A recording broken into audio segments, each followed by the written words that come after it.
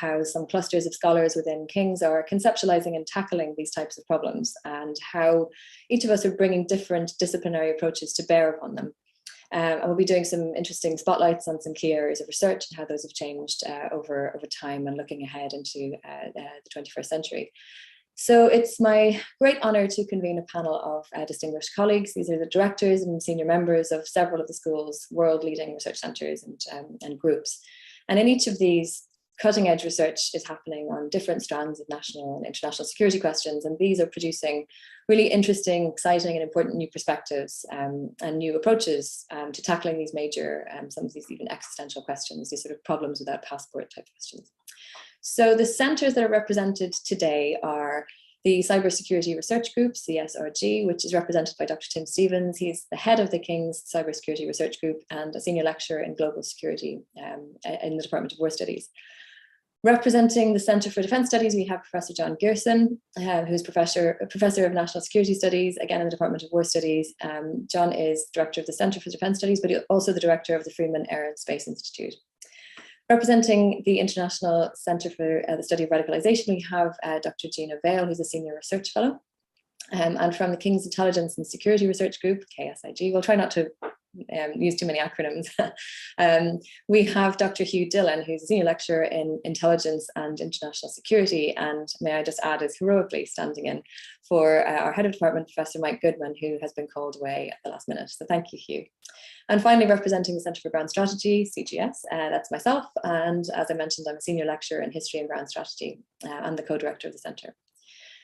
So before I hand over to my colleagues, I just say that within each of these centres, we have these diverse groups of academics, researchers and affiliates, everything from students and early career researchers to professors working together and producing pioneering research on many of the most consequential and significant security related issues that the world faces. And that the topics that these centres cover and that we can touch upon today include things like violent extremism, global nuclear risk, cyber attacks on network systems, the return of great power politics, the return of interstate war in the European continent, obviously a very live issue, and these questions around future world order, and especially in places like the Indo-Pacific and other major strategic theatres, and other things, many other topics besides.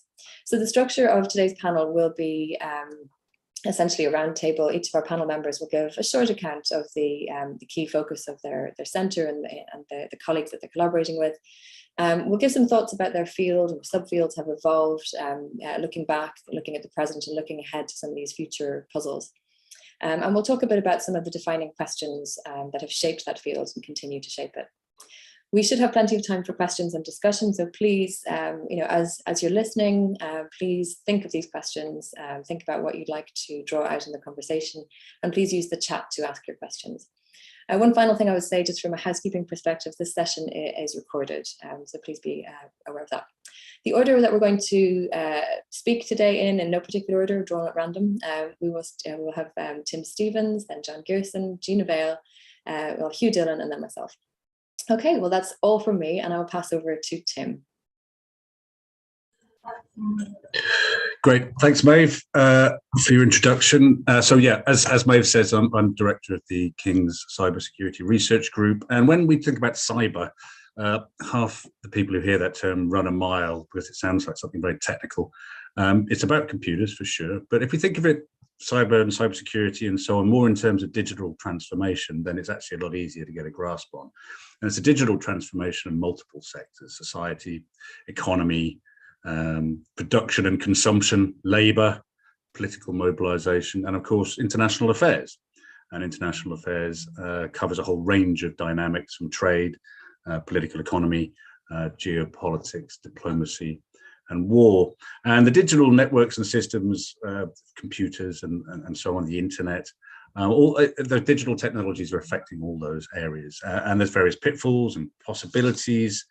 And in war studies, we always pride ourselves on being able to distinguish between the various dynamics of change and continuity. And of course, that's something we have to do as well when we're thinking about the effects of digital technologies on war, conflict, international affairs, diplomacy, and so on. And to reflect that, we have a diversity of colleagues working on these issues, from PhDs and early career researchers through to sort of mid-career scholars and visiting professors and research fellows and so on, right through to established professors in their field, looking at various aspects aspects of this digital transformation. In the past, thinking of, from the perspective of international relations, security studies, strategic studies, we've spent quite a long time arguing about definitions of some of these things, like cyber war, classically. And thinking about whether these speculative scenarios of things like cyber war or cyber terrorism are going to come about, and also a whole range of thinking about how cyber threats, if you like, threats to society, economy, the state, to militaries and intelligence agencies were constructed, or in the jargon, securitized. But the point about that is that a lot of those conversations occurred in the relative absence of good data. We could begin to see, if you like, the contours of future events and processes, but we lacked good empirical evidence. So a lot of those conversations were quite abstract and theoretical, but that's changed. Whether it's about preparing for or fighting wars in cyberspace, or the political economies of cyber risk and cyber resilience, or the global challenges of transnational cybersecurity, it surely was one of those problems without passports that Kofi Annan alluded to 2 decades ago. We now have a good evidence base through which to revisit old questions and actually to pose new ones about the repercussions of this digital transformation. Now, some of those questions are very practical ones, of course. How do we do X in pursuit of Y? So classically, how do we secure, if you like, the machineries of digital transformation so as to reap its benefits? Essentially, how do we secure systems like the internet to make sure we can use them properly and in productive fashion, rather than them being crippled by flaws and by criminality and so on?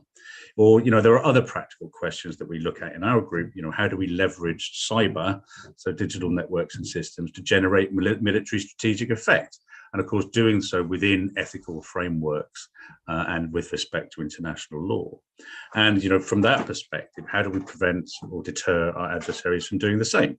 Those are the types of questions that really occupy people working in this field. So there's some practical questions, but they also have ethical, legal ramifications. And there are some other more theoretical questions that have practical significance as well. So, how do these transnational digital infrastructures confound or problematize conventional understandings of concepts like territory or governance or sovereignty? And we like to think about some of these big ticket questions as well. And whilst over the years, as I was saying, we've looked at those issues in a rather more abstract sense, we're beginning to be able to conduct more empirical work that addresses those issues too. So we've done a lot of work in these areas, but there's an awful lot, a long way to go. And one of the things that's very encouraging at a place like King's is that there's a lot of very good young scholars coming through in this field, both at undergraduate and at postgraduate level. And of course, we'd love to develop more at King's, including through attracting, postgraduate research students to this field as well. So I'm very much looking forward to Q&A, but I'll leave it there for now. Thanks, Maeve.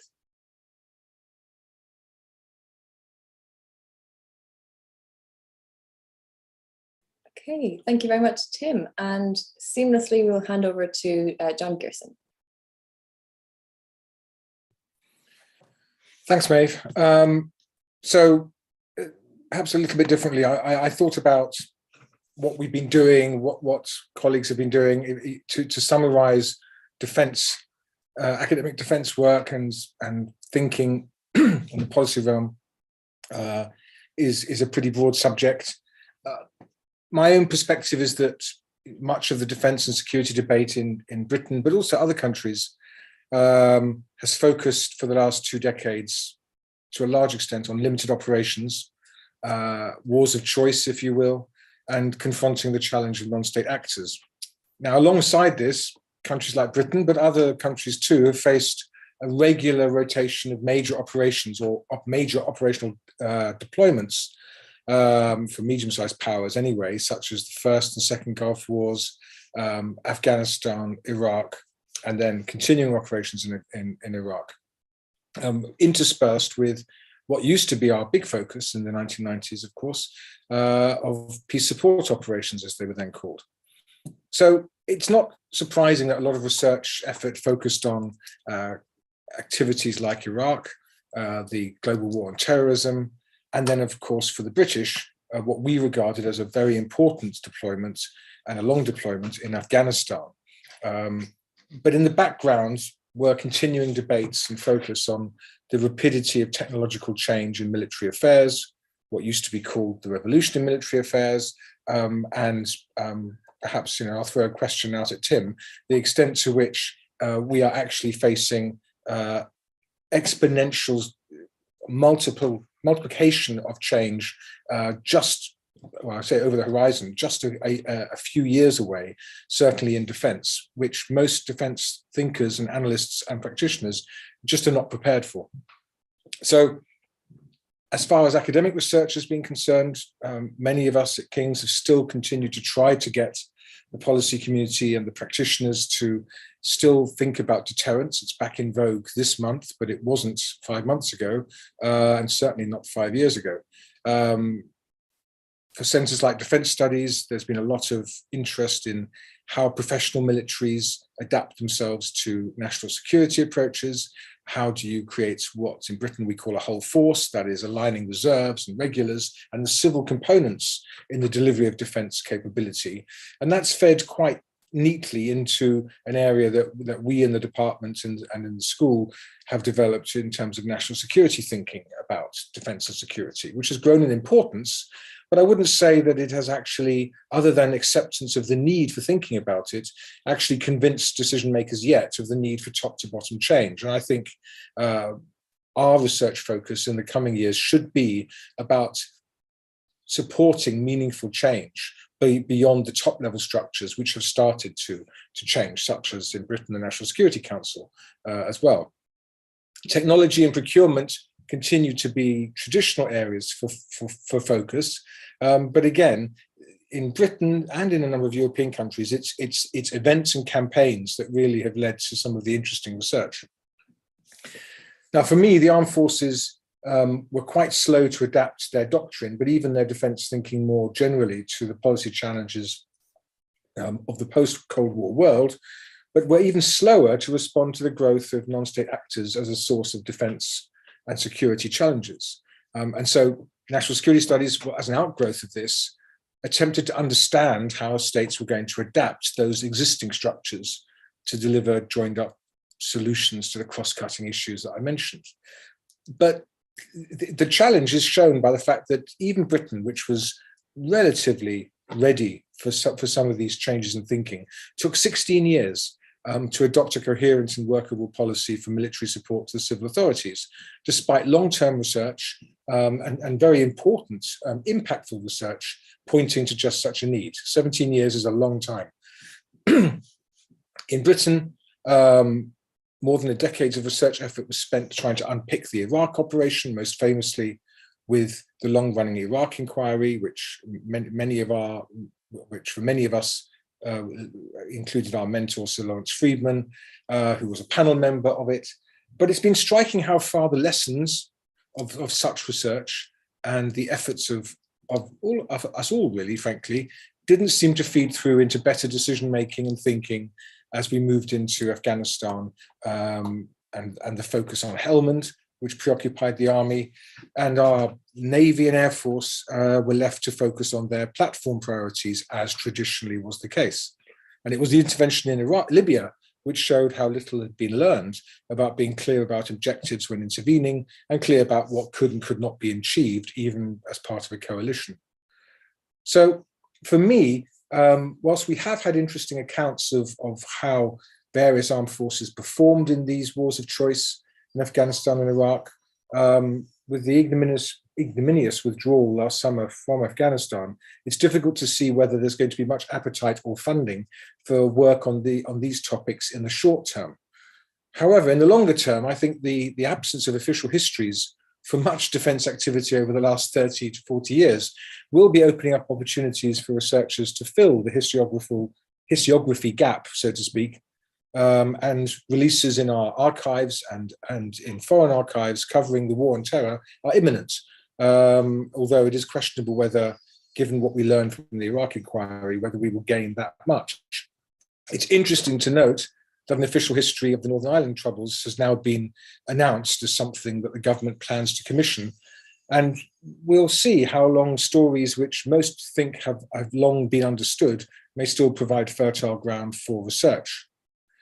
Now, while today, as I look forward, it's all about peer competitor challenges, which frankly were already identified in the run-up to the integrated review in the UK, it's still striking to me how little research effort was devoted to European defence thinking, other than a fairly sterile debate and repetition of NATO versus European defence identities versus and the soft power giant of the EU. Now, for me, post-Ukraine, the question is whether the important work that needs to be done on delivering security broadly defined in Europe and beyond the NATO members will actually take place. Resilience of supply is just one of those areas where we seem to have fallen back. So the last 100 days may have returned defence and security studies back to a focus on traditional state-on-state competition, the territorial defence of NATO allies, and again, some discussion of deterrence, which is good, as I mentioned earlier.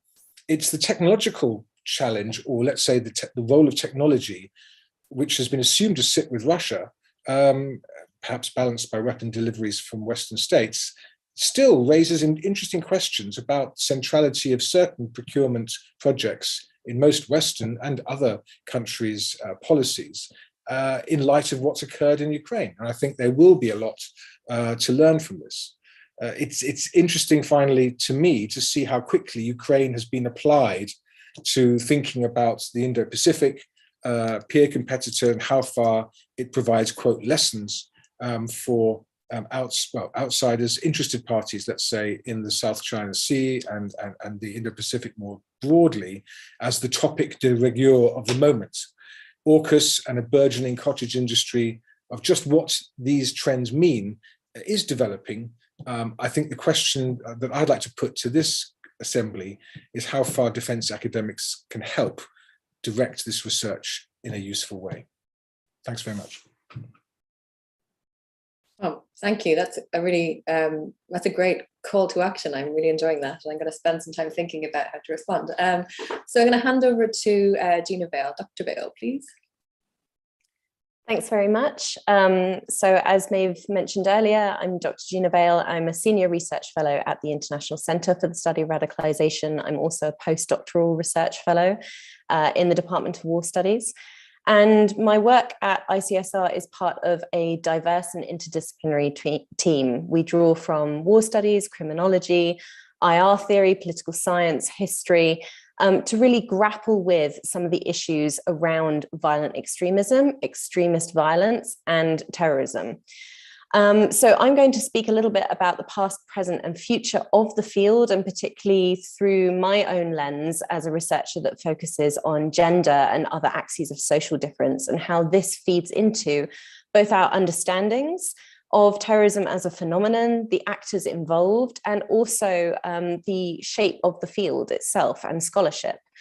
So starting with the past, particularly around the 1970s, the field was very much single and narrow profile, focused on male terrorists and extremists, very narrowly defined and a gender neutral term. Men were expected to be the default extremist within various organizations that were most often localized or at least national in their bounds. Women were often viewed as supporters at best and auxiliaries, and likely identified in their connection to adult males. Women were not considered to be terrorists in their own right. So, as I say, defined through their relations to men, but their involvement in extremist movements at all was considered exceptional. And as such, women were considered irrational. At this time, the field was also very male-led. Most individuals publishing on terrorism at this point in time were men, and particularly within the global north. Fast forward to the present, and certainly the discipline and the phenomenon has shifted. We're seeing larger transnational movements, both within jihadism as well as right-wing extremism that is facing a considerable domestic but interconnected threat across Europe and North America. And the understanding of women's roles and identities within these phenomena have changed. The idea of looking at gender, not specifically at women, but understanding norms that are facing men as men, women as women, and how this plays out in the drivers to extremist violence, to drawing people into an ideal, a worldview, a milieu. And so within my own work, looking both at masculinities and extremism, that plays into looking at adults as well as children, how we understand gender across age bounds, and therefore intersectionality has become a real part of our field. And this goes beyond just gender experts, looking at how right-wing extremism is seen to connect with our society. And this is really where the future is coming in. So recognizing that extremism is extreme, but it's not disconnected from the mainstream. It's not disconnected from the reality that most of us live in every day. Recognizing the norms and ideals of that mainstream and connecting them back into political rhetoric, education, for example, deprivation and social welfare.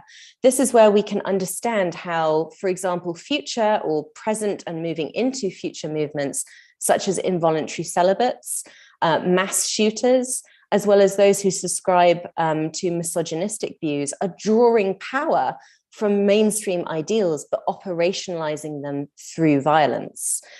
So this is really the future of terrorism studies, and this is certainly an area that we are focusing on at the International Center for the Study of Radicalization.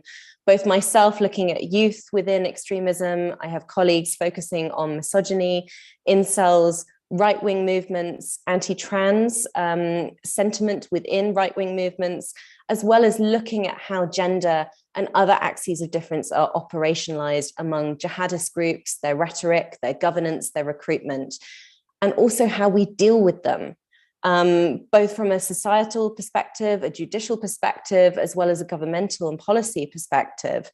And this is the focus of an upcoming conference that we have at ICSR on detainees affiliated with Islamic State. This will be happening next week. Our aim at the center is really to drill down into the lessons that we can learn from studying these phenomena in isolation and in connection, both from a historical perspective and looking at other patterns and movements. And therefore, together, holistically, we are able to provide recommendations to practitioners and to policymakers to better respond holistically and inclusively to these issues. So I'm going to leave it there, but thank you very much.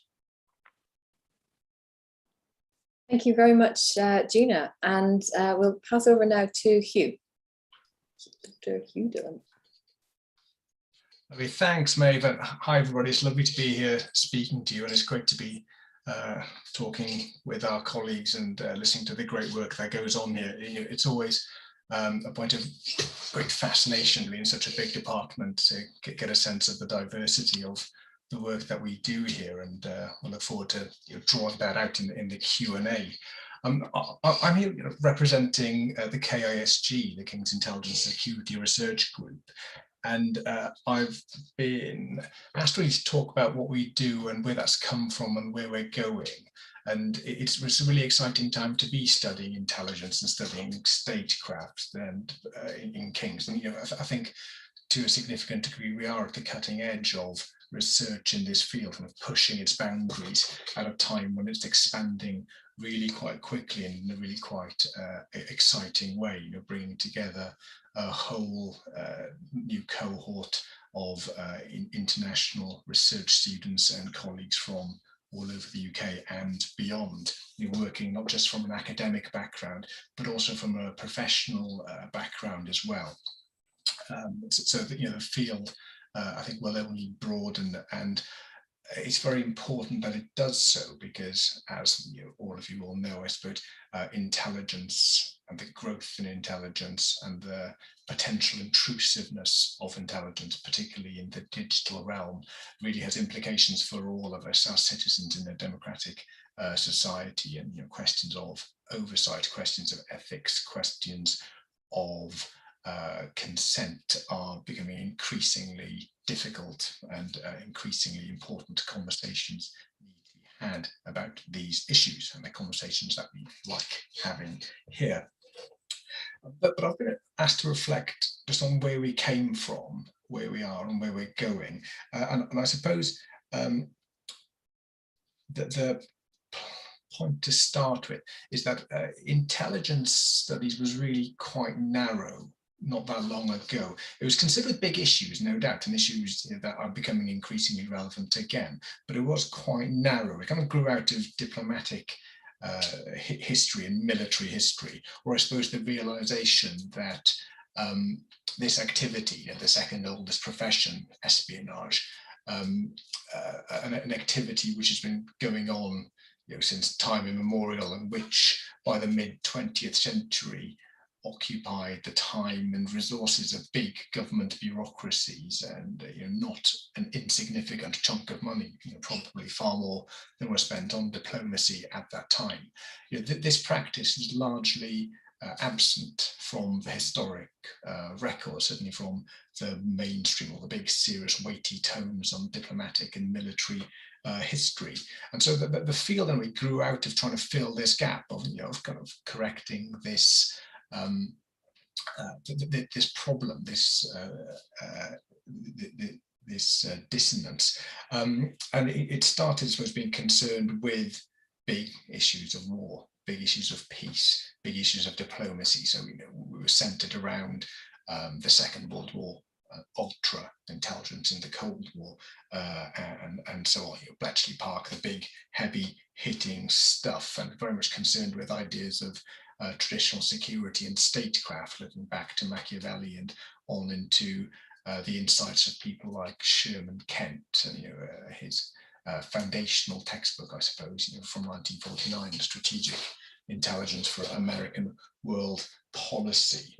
Big issues, but narrow issues. But since then, and really from the mid-90s onwards, it's diversified hugely. It's very, very different. And even in my relatively short time here at King's, this shift from the traditional security issues of war, peace, warning, diplomacy has been complemented by a huge variety of stuff that we're concerned with, particularly here at the KISG. Now, don't get me wrong, we're still very much concerned with traditional issues, and high on the list of these, and an issue that will remain high on the list is, of course, the matter of failure. And the salience, I think, of intelligence in our kind of popular and political discourse is very much related to threat and failure. So, after Iraq, after 9/11, after 7/7, after Bataclan, etc., the question always gets asked: why did the intelligence services not warn of this? Or why did the warning not get through? Or why is it that we were unable to translate this into action, etc., etc., etc.? And in the wake of this, you have a spillover of studies, of investigations, of recommendations, of solutions, of panels, of questions asked and answers given. And the preoccupation with failure is, I think, right and proper, and will continue to be so, because intelligence in a democratic society is obviously here for the protection of the state and for the protection of the citizens. But broadening out from this issue, we've seen, and we continue to see, several bigger thematic issues being integrated into the conversation on failure. And this, I suppose, was started by, in some ways, by one of our visiting fellows who started to think about this, the role of intelligence and the role of the state in a slightly different way, characterizing the state as shifting from the secret state of the Cold War to the protective state of today, where the role of the state and the role of intelligence agencies, therefore, is to enable the citizen to get on with their day-to-day life with minimal risk to their safety. And the kind of corollary of this, of course, was that intelligence had to become more intrusive, because intelligence had to become concerned with preemption. It was no longer really concerned as such primarily with understanding what was going on in foreign places, but with understanding what people in this country and abroad were planning to do, and trying to get inside their loop to prevent that from happening. And that, of course, meant that the intelligence services, the state, had to become much more intrusive into the life of the citizen. And with that came a spillover into issues of privacy, into issues of digital surveillance, into issues of accountability, into issues of profiling, into issues of which partners you work with, and so on and so forth.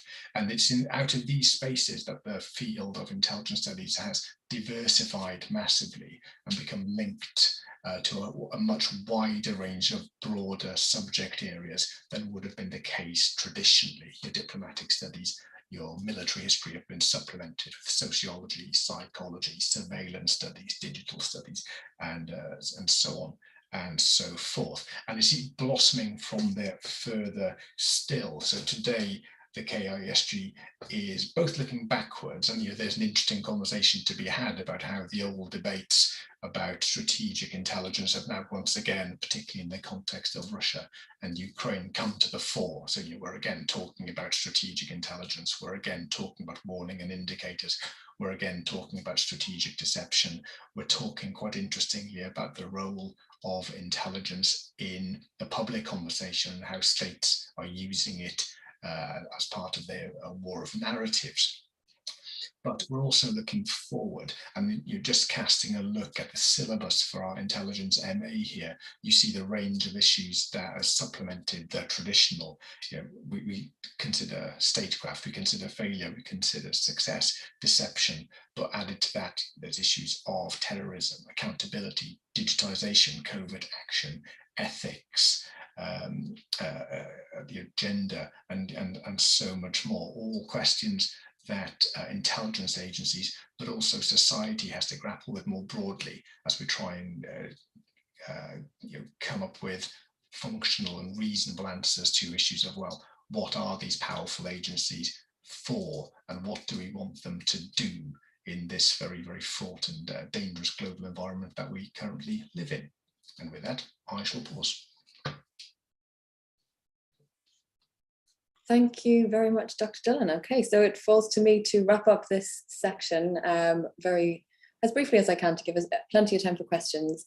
Keeping an eye on the chat though, and I see that you're all being very shy, so please do feel free to come forward with your questions and pop those in there, and we will get to those as soon as possible.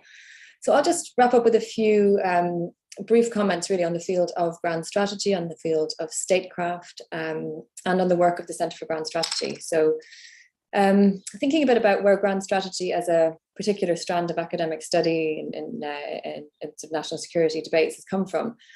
In essence, grand strategy means, the sense in which that I'm using it means essentially big picture, long-term thinking. And I would argue, my colleagues and I would argue, that this is the highest form of statecraft, the most difficult. Its core emphasis is about securing the long-term security, peace and prosperity of a nation. And if done well, when done well, would argue that it doesn't get particularly bogged down in theory and micromanagement and so on, but really is about bringing back to the conversation these questions of how do we get to this point and what direction should we go in the future, and how to craft a purposeful, coherent approach to international politics, how to implement it, and what sources of knowledge and experience we can look to. And one of the things that one of my modules is a second year module on grand strategy. And Hugh, I'm very pleased to hear that in your talk just now, Machiavelli gets a shout out. It gets a shout out from us too. So we are going right back to sources of knowledge, looking back through kind of intellectual history to see what we can draw on to help inform our understanding of grand strategy. I'd argue that grand strategy includes several key thematic elements. History is a big one. Strategy, statecraft, international relations, diplomacy, and so on. That it's not about hard and soft power, but the key thing to understand is about how it all comes together to serve the long-term goal of a nation or a group of nations. There are a lot of different definitions of grand strategy, and I'm kind of avoiding, again, I think picking up on what a few people have said, but particularly Tim, this is a field similarly characterized by a huge amount of definitional debate. Hal Brands is someone I would point to. He's written quite an influential book on grand strategy and defines it in that simple way as that highest form of statecraft and an intellectual architecture that gives form and structure to foreign policy. So kind of a space for discussion and debate. Others have argued that it's much more in the space of blueprints or plans. But essentially, the key thing to think about is doing grand strategy is not about reacting to events or handling things on a case-by-case basis, but it's about that purposeful and coherent set of ideas about how to navigate a complex international environment, centrally focused on what the nation seeks to accomplish, and then the pathway to get there. So the question is, this is all very well in theory. The question is how effectively is this done in practice? And so many would argue, I think, in recent decades that in the UK this has not been done very well. And part of the reason that we set up the Centre for Grand Strategy, so this is about 5 years ago, my co-director John Bew and I sat down with a piece of paper and thought, well, what would a Centre for Grand Strategy do? What should it do? And one of our core fundamental purposes was to try to bring back a greater sense of particularly historical expertise and understandings and mindsets and approaches to problems, to re-inject this into statecraft, diplomacy and foreign policy in the UK in the present day, particularly. That was sort of particular focus. We were also seeking to try to create a kind of European UK counterweight to the USA. I mean, the grand strategy as a term and as a concept was born in the UK and has been quite heavily dominated in more recent decades by US perspectives and US concerns. And you Google the term grand strategy, you'll see an absolute library of books written about and articles and opinion pieces about concerns related to the US. And we just felt that there was a much richer research agenda, a much richer field that could be developed, looking to the UK, looking to Europe, but also thinking about global perspectives, non-Western perspectives, thinking about world order in that slightly bigger and more expansive way. So the flavor of grand strategy that we were seeking to bring was one of the particularly historical emphasis, and framing that really in terms of what that has to offer in present debates. There's still no definitional convergence in this field. It's one of the major issues with the field of grand strategy. There was a recent book came out, I think last year, the Oxford Handbook of Grand Strategy, and I think it's something like 700 pages long. There is no agreement by any of these authors about what grand strategy actually is. And some really interesting debate about it. I personally think it's quite a good thing. I think having no consensus is quite interesting and it's quite helpful. I think it creates a really interesting space for discussion. But there are many who disagree and feel that something that is an aspirational thing, whether grand strategy can or can't be real, really matters, and perhaps it's a waste of everybody's time. I would argue, and some of my colleagues would argue too, that this kind of aspirational space for considering some of these principles, even if it never results in a blueprint or plan and never survives contact with reality, that the endeavor and the pursuit is interesting and important, and it can help to shape and to inform better decision making in the real world. And this is something that we've sought to test in recent years. So we've sort of tried to step outside of just our academic space and tried to engage with various different policy communities. And I can say a bit more in the questions about how we've done that. But I would point to my co-director, John Bew, who is on secondment in government at the moment, centrally involved in the drafting of the UK's most recent grand strategic document, the Integrated Review. And I would say there is something that historians can offer in the making of grand strategy. But there are lots of questions about who actually does it, who should do it, and what voices are important and relevant. And that's a real issue, again, that defines the field in the present day. There's lots more I want to say about this. I will keep my remarks short because I know we want to get to some of these questions. Just looking ahead very quickly to some future research puzzles. I would say, looking ahead, that the field will continue to be racked by quite feisty definitional debates. I would say it will continue to be quite heavily, in terms of publication outputs, I think a lot of the discussion will be centered on the US. I'm seeking, of course, to expand that. And we're a very open and welcoming research community, so please do join and follow us on Twitter. It's a small plug. But we're very interested in expanding that and expanding the frame of this field. And especially bringing in non-Western perspectives to those discussions. I think, though, there will be a number of puzzles, I think, that will shape this field. Two that I would point to in particular, the consequences of the war in Ukraine. I think, like many of my other colleagues, we've observed this major strategic shock, and speaking from a UK perspective, I think it has been a major strategic shock. And what that means, for this most recent grand strategic principles document, which is how I would categorize the Integrated Review, what that means for the implementation of that, what that means for British strategy going forward. I mean, I would argue, I think, that most of the principles of the Integrated Review hold up quite well, but lots of details need to be considered in fresh light. Like, for example, how we're thinking about the relationship between the Euro-Atlantic and the Indo-Pacific, looking ahead, and how we're thinking about various other different elements of those strategic pillars. The US, I think, like us, is having pretty major grand strategic rethink in the aftermath of the invasion of Ukraine. I think, for example, the national security strategy, I think, is being rewritten as we speak. So that's one of the major things, I think, that in terms of how the field tries to apply itself in the real world and tries to have impact. The other area where the field is not, I think, engaging anywhere near as much as we should, and I think it will become a much, much bigger issue, is in the area of climate change.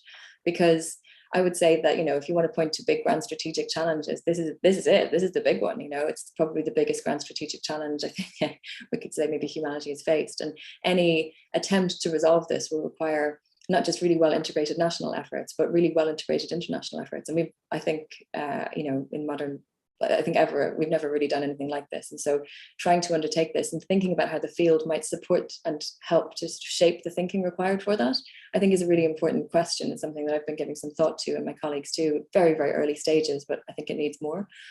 So I think that's a really important question. If the field is not very ready or not in a position to help statecraft in the present day to adapt to this problem, to adapt perhaps to a new set of circumstances created by rising average global temperatures, then we really need to think about why that is. I'm interested in the question, I think my colleagues are too, can grand strategic approaches help to get to better places, get to better processes, help us to think about world order in particular in ways that will help prepare us to adapt to perhaps or even mitigate some of the effects of that. So there's a lot in that, and I will stop there. We have now got about half an hour for questions, and yes, I think my colleagues are rejoining. Excellent. Let me see. Okay, we've got Q&A box and we've got chat box. Okay, excellent. Right, so we've got lots of things to pick up on. As everybody is just gathering their thoughts, can I just abuse my chair's prerogative for a minute and ask the first question, which, John, you threw down a really interesting question to us, and it was about the kinds of real impact that we can make, what the kinds of changes that can be affected in the real world by the research that we do. I've just framed a major challenge around climate change. There are others too. Are you optimistic about this? And what do you think, in terms of opportunities that we may have missed to have a greater impact? How can we correct this going forward? It's a question for John, but please, anybody else jump in too. Thanks, Maeve. I'm pleased you didn't ask me to answer my question. That was that was what I was hoping would come from my colleagues. Well, I think, look, as I'm sure you're talking about in grand strategy, and of course the important thing about this event is that we talk to each other, and we should talk to each other more across the research centres, which is one of the things I certainly am going to be encouraging when I become head of school in a few weeks, because I don't want us to be in silos. And I guess that applies to the answer to your question, which is, first of all, we should be, which is not a very easy position for academics to be in, we should be part of that process of trying to break down the barriers between policy and subject areas rather than reinforce them. Okay, and because I think much of what we do complements. We talk about interdisciplinary and multidisciplinary approaches by defence studies, but in our research centres, we don't always easily find ways to know what we're all doing because we're busy and because our researchers are busy and they're working on their work. So I think, first of all, promoting interdisciplinary and interdepartmental solutions.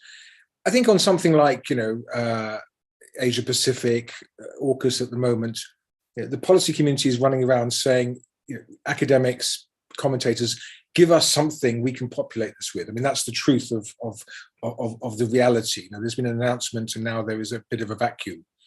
I think it is a difficult question for academics how far we want to be part of that process in responding to that, unless we have been doing research which is relevant. And I think that is a challenge that a department like War Studies and Defence Studies, the whole school, always faces. Do we adapt our research because there's a demand, or do we bring things that we are doing because they're worth doing? And of course, the answer is a mixture of both. I would say that grand strategy is what you need when you think about AUKUS. It is a grand strategic move, but I've been a bit surprised to hear quite a few of the, let's say, the policy-focused academics that I've spoken to on both sides of the Atlantic, emphasizing what they call the military technical aspects of AUKUS. Whereas to me, it's a geopolitical construct rather than a military technical one. But I'd be interested to know what Tim thinks about some of those developments, and also on intelligence sharing, which is already there in the relationship through Five Eyes. So how that goes. To me, we cannot be relevant unless we're talking about the most relevant region in the world in some respects. And yet, if I just cut back to something you said at the beginning of your piece, Maeve, it has shocked me, I suppose. I mean, this is all relevant to the other centres as well. I've just spent 20 years focusing on non-state actors as actors in defence and security, as I argued. It has shocked me, though, to find very experienced military officers, but also defence officials, saying to me that this is the single most important event in their careers. Whereas I would have expected there to be the sort of skepticism that we saw in the early, the first years after the 9/11 attacks, when people were saying to us, don't exaggerate it, this is not really strategic, and we mustn't throw away our playbook. It seems to me that the big challenge is that certainly in Europe, the defence and security establishment believe everything is changed by this. And then they're applying it to Asia Pacific. So I suppose, it's too long an answer, apologies. I suppose what academics should do is remind them that you can't just look at Asia Pacific through the prism of a European crisis. You've got to ask yourself whether anything happening in this European crisis is relevant to Asia Pacific and vice versa. Whereas the tendency is to say, we're now assuming that China will act in the way that Putin acts because there's an example. We were caught napping, deterrence failed, et cetera, et cetera. And that's understandable, but we have to be capable of bringing expert researchers and expert commentary into that debate. So I'm sort of answering my question a little bit, but I haven't got the answer to the earlier question I said, which is, do we adapt our research to the situation that we face? Or do we try to stay a little bit more inside our ivory towers, being pure? No, I mean, I think, so one of the things we run in the Centre for Grand Strategy is an applied history program. And we spent a lot of time thinking about what does applied history mean and what shouldn't it mean? And one of the things it shouldn't mean is the lazy reach for analogies off the shelf to help explain a complex situation that is in many respects unique, that, at best, that just doesn't get you to a good place, and at worst, it gets you to some really actively bad places. So, so it's a very welcome point that you make, to think about the ways in which that we can be, learning, and perhaps learning in a more collaborative way. Tim, can I bring you in on this? And one of the things I was thinking about as you were speaking is, in your field, how much kind of in national security communities over the last, say, 10 or 15 years, the questions around cyber, digital, how much there's been a sort of siloing of conversations about the significance of certain types of development more in the digital space, because generalists and people who don't come from a kind of a digital specialist background, who don't have understandings of some of these technologies, think about science and technology as literally that sort of science and technology is kind of over there, separate to the conversations that we have about things like politics and geopolitics and so on. And in that sense, are you seeing things like AUKUS, the conversations that you're aware of happening around AUKUS as an example, are they siloed in that way, where you've got the military technical and you've got them sort of the geopolitical and so on? Yeah, I'm always like John, I'm always staggered to hear people think about AUKUS from a military technological perspective. It's geopolitics and almost purely so. So I may return to that, I may not. But I mean, you do identify what is probably the single most, from a policy or decision-making aspect, probably the fundamental obstacle in making any sense out of digital and translating it into policy or let alone strategy, military or grand. But it is very, very tricky, because I think I opened my few minutes of comments by saying, when people hear this cyber thing, they tend to run a mile. They go, oh, that's one for the technologists. And the irony of that is that we have, at least 1.5 million years now dealing with technology. And it's been shot through with politics from day one about who has access to resources, what you do with tools, how do you instrumentalize a lump of stone to get what you want. I mean, that's the roots of war and conflict as well. So it always staggers me when people think that technology is somehow divorced from, dirty everyday politics. It's completely not. But that doesn't mean there isn't a challenge in getting policymakers to accept that. There have had to be champions, if you like, within institutions and organizations and administrations who are just banging on the doors of policymakers and saying, look, you do realize that technical computer security is really important, because if you don't do it and allocate resources to it, your water won't flow. Your transport and logistics will break down. Your militaries will be unable to function. All the data you've been collecting and upon which you base public policy is essentially open to theft from foreign countries and so on and so forth. These are political issues, but actually translating that into something that policymakers can understand has perhaps been more of a challenge than most people thought it would. The other challenge, of course, is the relative willingness or unwillingness sometimes of technical communities to do that translation work, precisely because it's their stovepipe. And it's their little domain, and perhaps they don't want other people trespassing on it. So I think from an institutional sociological angle, it's really interesting how we get to that space. And I think in the UK, we actually now have a relatively mature understanding of the kind of socio-technical nature of something like cybersecurity, which allows us to actually allocate appropriate resources, develop lines of effort, think about a national level policy strategy, and also about the alliances and so on, whether they're with Australia, France, or the United States, or whoever, that have a cyber component. But there's lots more to be said on that, but I'll leave it there for now. And I would like to pick up a little bit more on this, because I know Tim and John, you both have interest in space as well. And so we're not just talking about the terrestrial here. But I might just bring in Gina and Hugh. Just, I guess, your reflections on this question of, the extent to which researchers in your fields and the contributions of your research communities can and do have impact on these real world questions. I mean, what would you consider really good, and what are the best practice examples that you've encountered, and what are the aspirations? How high should we be aiming, basically? I can kick off if you want. Unfortunately, there aren't a huge amount of good practices that we can take where policymakers have really listened to us. I think the problem that we have is almost shouting into an abyss, and we're seeing that at the moment with the latest leaked review report on Prevent in the UK, the Prevent strategy, and how the way in which society is now dealing with its own members, its own citizens, and how that is reflecting upon how we as institutions, as societies and communities view extremism, those who are marked as extremists, those who have extreme views that go beyond the mainstream. Certainly there are opportunities to engage. This is something that myself and colleagues do regularly, and there are fantastic partnerships that we have had.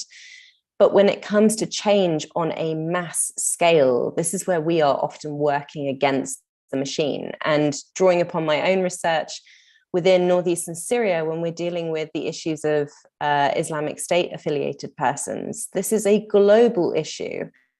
We have over 50,000 persons that joined Islamic State from over 80 countries worldwide. 1 in 4 of those persons was a woman and a child. Most of those women and children are being held in camps in northeastern Syria, and most of men and adolescent boys are being held in prisons.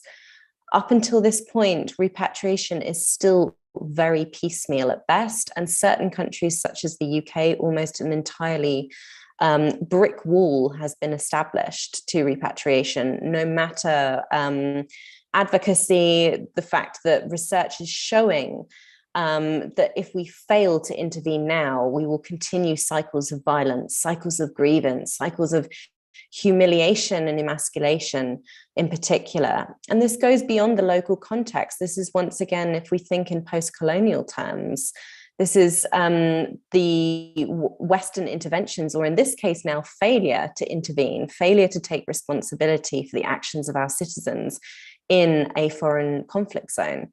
So these are some of the issues that we and my colleagues are grappling with at the moment, but unfortunately there's only so far we can push. We can provide all of that evidence, But if those with the big red button or the powers that be do not want to listen, it's very easy to shut us out, unfortunately. So I suppose the call to action is try and listen to the research that's coming out. And is that a specific barrier created by just, like, is that about the cultures and, organizational cultures within government that needs to be better relationship building, or are there other more structural factors that we need to think about? Certainly structural. If we look at the way in which citizenship, race, and ethnicity are now playing a role in who we define as being an extremist, as being part of our communities. The case of Shamima Begum is a fantastic example. We have a British teenage girl who traveled to Syria who now wants to return. Now, there have been cases in the UK recently where white female underage girls have been acquitted of terrorism offences on the grounds of human trafficking. Now, the same defence has been posed for the case of Shamima Begum, and it was dismissed. At the moment, she has been stripped of her British citizenship, and she remains in northeastern Syria technically stateless. So we need to look at our own communities and look at how our citizenship laws, how our Nationality Act from 1971 is applied to our citizens, and what it means to be British nowadays is really having an impact in counterterrorism policy. Thank you very much. Hugh, I'll just bring you in on this question too, this question around impact and the ways in which your research community can help to tackle some of these problems without passports. I'll just mention that a question in the Q&A has been asked about what kind of scope there is for the centres represented here to collaborate in a multidisciplinary way.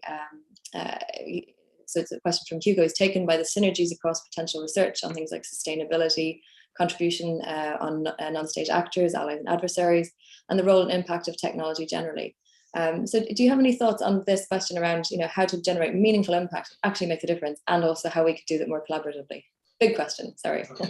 Yeah, it is a big question. I mean, if I could take it in two halves, I mean, I guess intelligence is almost by its nature interdisciplinary. I mean, intelligence is generally a supplement to operations, to strategy, to digital operations, to plans, and so on and so forth.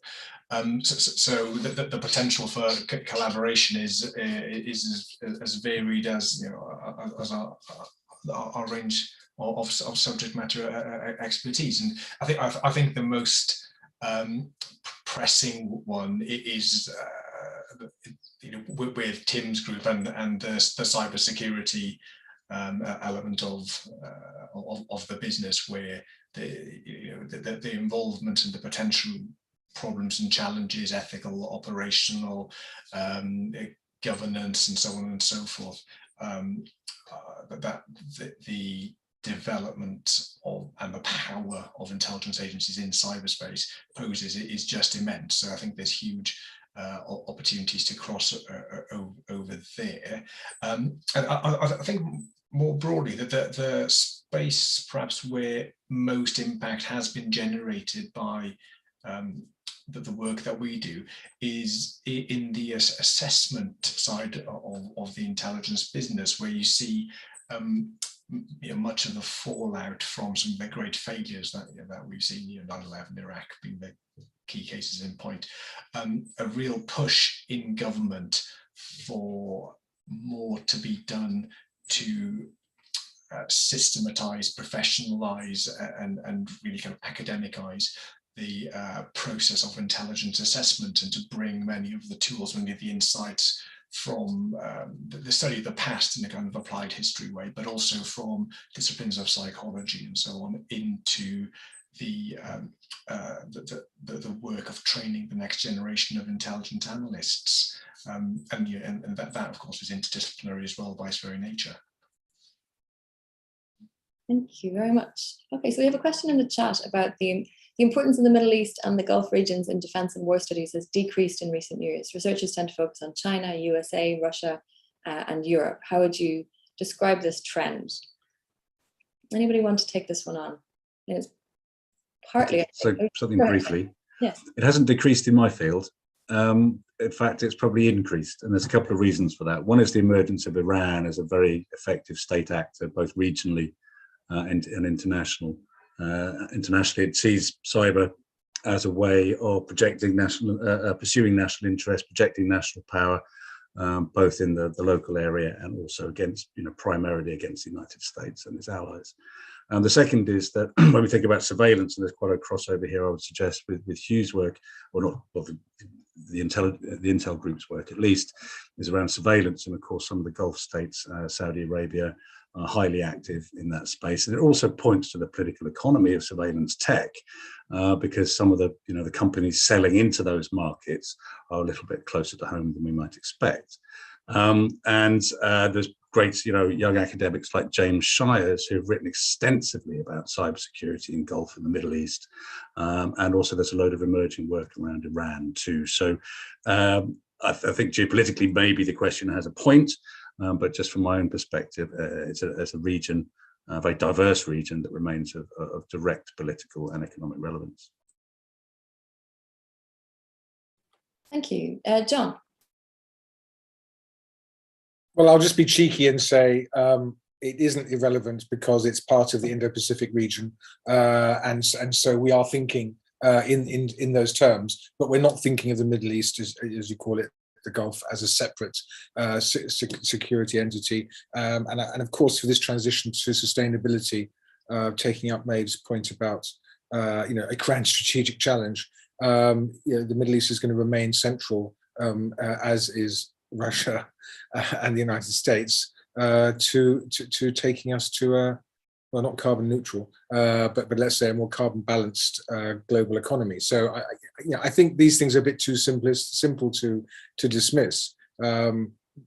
Great power intervention with large militaries, that's a different question, I suppose. But I guess in the Indo-Pacific research area, everyone is talking about bases, extension of influence, great powers, by which I include India and China, expanding west and east, as well as north and south. And so I think the Middle East will be part of that, and a very important part, of course, as we move forward.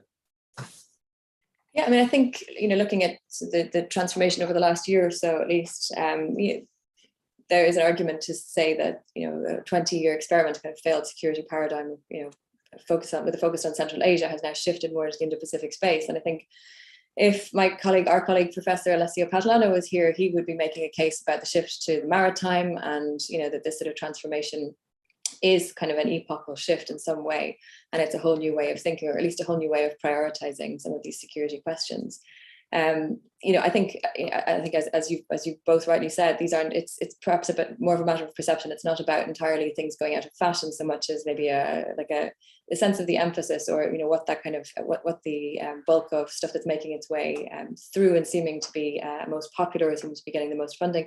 There are trends and fashions, I think, in academic study, and there are things that come to the fore and less so, while remaining, I think, being studied quite consistently in the background. And I think Alessio is a really good example of this. I think he's been studying and thinking about the Indo-Pacific for 15 years, and suddenly it's fashionable, and he's finally getting to talk about things that people most people are finally on this page and understanding it.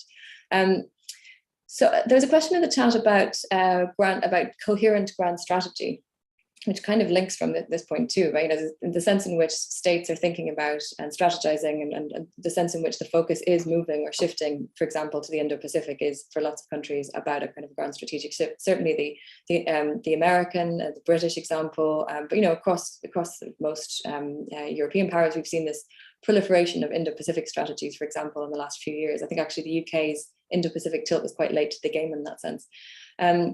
So the question of what countries actually demonstrate a coherent grand strategy is a really important and really live one. And I'm going to do that really annoying academic thing of saying it depends what you mean by coherent, and it depends what you mean by successful when you ask that question, because there are lots of things to take into consideration. It's one of the reasons this field is so much more about sort of the discussion than arriving at a final conclusion, I think, because when you compare different states and their grand strategic approaches to the world, or their written grand strategies, some are much more ambitious than others. When you look at a great power like the United States and you compare it to a very small power, and of which I think if Hilary Bruffa was here, she would be making the case quite forcefully that small states do have grand strategies. And I think there's an interesting way of thinking about this, that these quite small states, of which in the I think over 100 that are that qualify as being small, have. Yes, they have a much narrower range of movement and a much smaller set of ambitions in terms of shaping the international space to suit their own interests.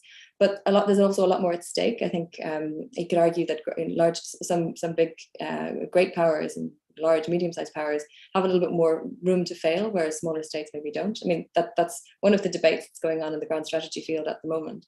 So it really depends on what's the scale of the ambition of the grand strategy, and how do you kind of adjust for that. There's also the question of states that are operating in more or less favorable circumstances to others. So is the grand strategy successful or coherent for the conditions in which it's been applied? But there's also the much more fundamental question of how do you actually identify a state's grand strategy? And part of the definitional confusion debate within the field is whether when you talk about grand strategy, it has to be something that's written down and codified and coherent, or whether it's something that can be, it's much more about identifying it retrospectively, or kind of reading the tea leaves, as it were. And in the British tradition, we don't have many written grand strategic texts that we can look back on, especially you go back kind of in the early 20th century and back into the 19th century, where some of us have argued you can discern grand strategy as a set of behaviors and mindsets, but not these written manifestos or blueprints.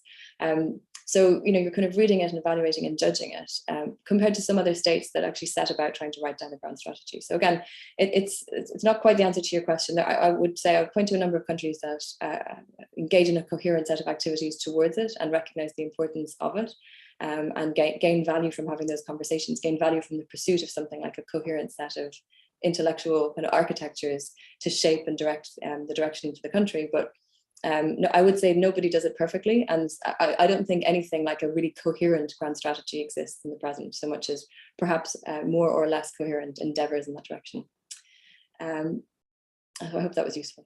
Does anybody have any further questions? I don't see anything else in the chat, so please gather your thoughts. We have a few minutes for final questions. If not, then I suppose I would just pick up on some of the one of the themes that's been touched upon a few times in this conversation is the question of Ukraine and the extent to which Ukraine has changed things or not changed things. I think in many of your remarks you mentioned how traditional considerations or principles or themes within your field continue to shape understandings in the present day. And I've been struck in a lot of the debate and discussion about, at the beginning of the war in Ukraine, there was an expectation that we were going to see this extremely 21st century war, this novel thing. And so much of the discussion seems to be pointing to the ways in which it's really a very traditional war, being won and lost on some very 20th century for 20th century reasons.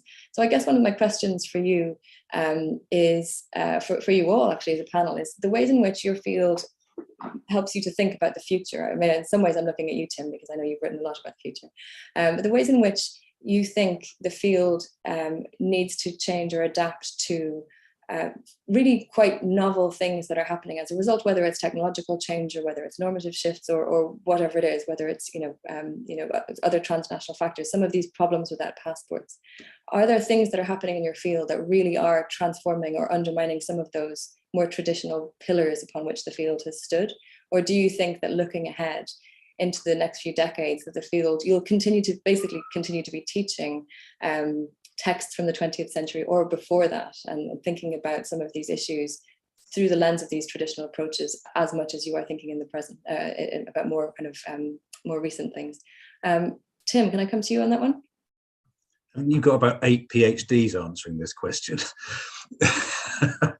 Okay, it's a set of really massive kind of propositions and questions there. I mean, you mentioned Ukraine, and one of the things when I mentioned empirics earlier, one of the things Ukraine has allowed us to do is to test some of the propositions that the field has been coming up with over the last few years about the role of cyber in war and warfare. And it roughly falls into a couple of camps. Ukraine has changed everything, or Ukraine looks much how we expect it to.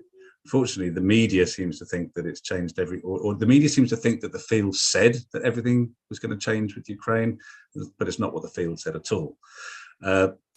We published stuff 11, 12 years ago that make Russia look, the invasion of Ukraine, pretty much how we expected it to be, which was cyber as an adjunct to main military operations and to conventional operations.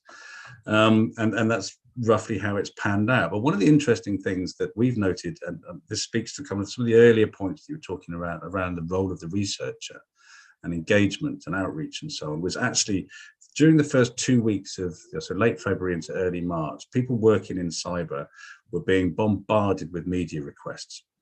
And those of us, I'm used to doing media, it doesn't bother me at all, I pick and choose, but a lot of young researchers were being thrust into the position of suddenly being experts in a way that they hadn't previously been used to, and therefore considering their own kind of what we call in academic jargon their positionality, and the requirements and obligations put upon them as researchers in public-facing universities.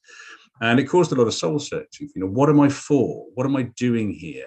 Do I have to answer the call to provide publicly relevant information in the public domain that's somehow going to shed some light on what's happening, A, but also B, perhaps to kind of influence people working in this space or whose job it is to make policy and direct strategy?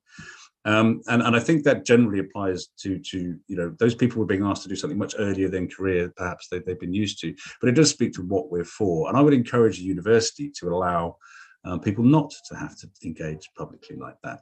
Don't feel pressured to do it if it's not what you want to do. And traditionally that's between sort of pure researchers and applied researchers, and I think we need both.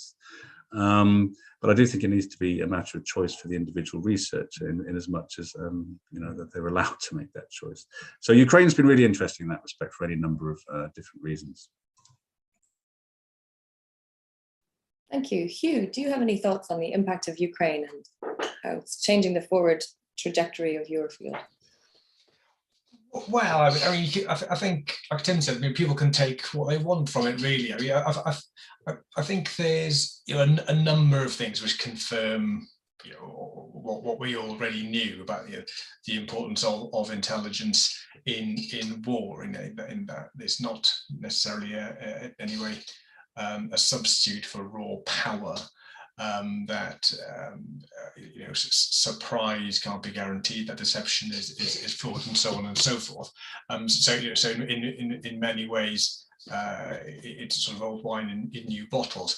What has been interesting, in particular, and which might point to a kind of wave for the future, or at least a wave cresting at some point further down the line, has been this public dimension to it, which we've seen in the past in several examples, going back to 1927 odd, but which has really gathered pace and has amounted to more or less a consistent sort of commentary by official Western intelligence sources, particularly DI in the UK and various bits of the United States machinery, about what is going on from a Western intelligence perspective, and offering more or less a consistent debunking, or in some cases pre-bunking, of Russian claims and Russian operations. And as I said, although we've seen this in the past, like Iraq is an example, MH17 might be another one, that the pace and scale of it is, I think, a bit new and a bit interesting, and brings with it, I think, some issues that are going to have to be thought about very carefully, particularly around risk, and whether or not doing this sort of removes people from kind of being players, but kind of adjunct players on the sidelines, sort of spectating on the issues, to being construed much more definitively as active participants in a conflict. Because dropping something once in a blue moon is one thing, but offering a daily tweet update that is leading to Russian forces being targeted by Western supplied weapons is another thing, you know, as is kind of having some of your people gloating about how their intelligence help target the Moscow or kill Russian General X or whatever. So, you know, intelligence has always been, you know, related to, you know, issues of violence, I suppose, and war. But in this case, the public aspect of it brings with it, I think, new and potentially, you know, unprecedented risks. That will be an interesting point of debate in the foreseeable future. Great, thank you. We're pretty much at time, and we have a question in the Q&A, which is about how our study fields, reflections from our own study fields on how migration waves affect and challenge security policies. War, famine, natural disaster push people to defy borders. It's a really interesting question, and you know, it's a good one to end on, I think, in the sense that this is a panel that's been thinking about transnational challenges. I would say we probably all have reflections upon migration waves, as you know, from different perspectives in our fields, and the ways in which our fields, you know, excuse me, I'm choking. The ways in which our fields help us to reflect upon this. I mentioned in my remarks about climate change as kind of the, you know, the big grand strategic challenge that's going to be probably defining the coming decades. And within that, I consider migration waves to be just a major factor. If we're talking about, you know, transformation of kind of habitable zones and large scale movements of people, the question of how you know, prepare for and adapt to that is obviously an absolutely major one. You know, we saw from over the last decade the ways in which relatively small numbers of people arriving into the European continent seeking asylum and refuge transformed European politics. Arguably, we're still feeling those effects quite profoundly to this day. Does anybody have any final thoughts or remarks about migration specifically, and how your field helps you think about migration waves as a security challenge? John.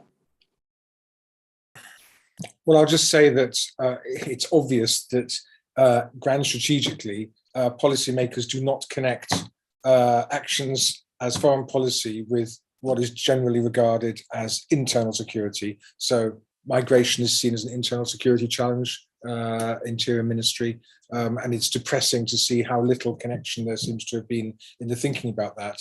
But we have short memories, don't we? Because we did have an EU migration crisis in the Mediterranean, which we don't talk about that much. In Britain, we talk about the relatively small numbers compared to southern European states crossing the Channel.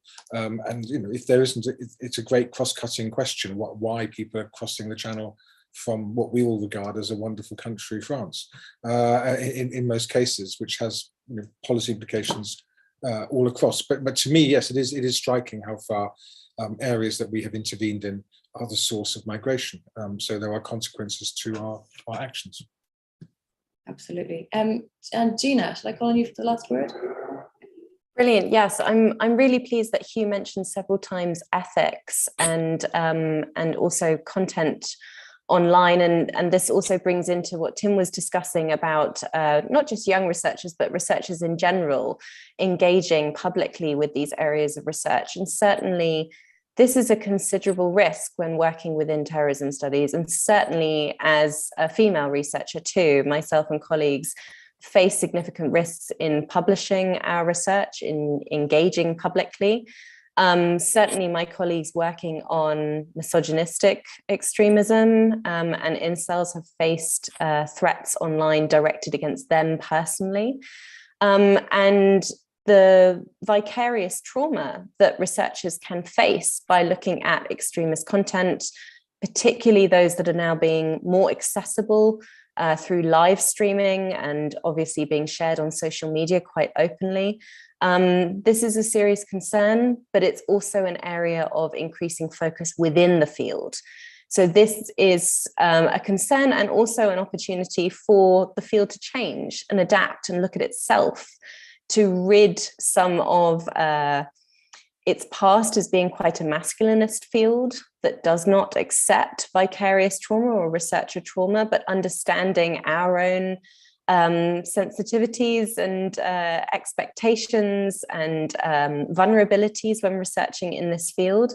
And there is continued discussion about ethics, as I said, not just about the research populations that we study, but also ourselves and self-care.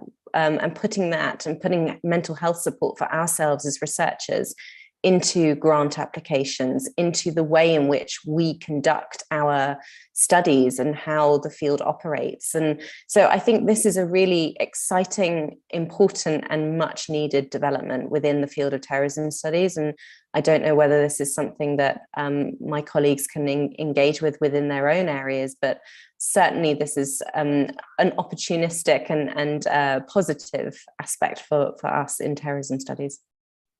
Thank you very much. And I can certainly echo that, even though as a historian, most of the people I encounter in my research have been gone for a long time.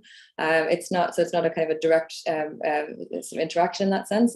Colleagues who work in the areas that I've looked in, history of empire, history of slavery, and so on, have talked about exactly this and some of the questions around researcher trauma. So we should pick this up again. I could pick up about, well, all of the strands that we've discussed on this call today with all of you, and I'm sure we could do this for another 3 hours. But I think we will have to wrap up now. Thank you all very much. Thank you very much to the panelists. Thank you to Lizzie from the school who's hosted us here, and thank you all to all the attendees. Thank you for your great questions.